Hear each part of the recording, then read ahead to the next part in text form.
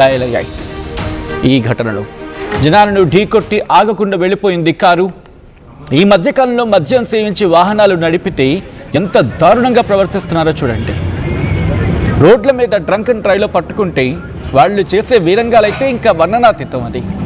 అది జనవరి 1 నుంచి ఎప్పటి వరకైనా. జనవరి 1 అయితే ఇంకా పీక్స్లో ఉంటుందేమో. ఆ దృశ్యాలు చూడండి, అసలు కార్ రేసింగ్ లాగే ఉంది వ్యవహారం అంతా.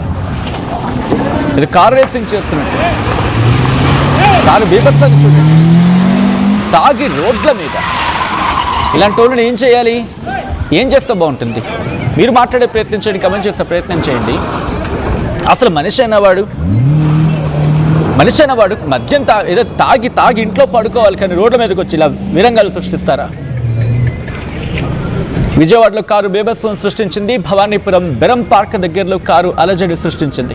మద్యం మత్తులో జనంపైకి దూసుకు వచ్చింది ఈ కారు. ఈ ఘటనలో 2 వ్యక్తులు, ఒక బాలుడికి గాయాలయ్యాయి. జనాలను ఢీకొట్టి ఆగకుండా వెళ్ళిపోయింది. చూడండి ఎంత దుర్మార్గంగా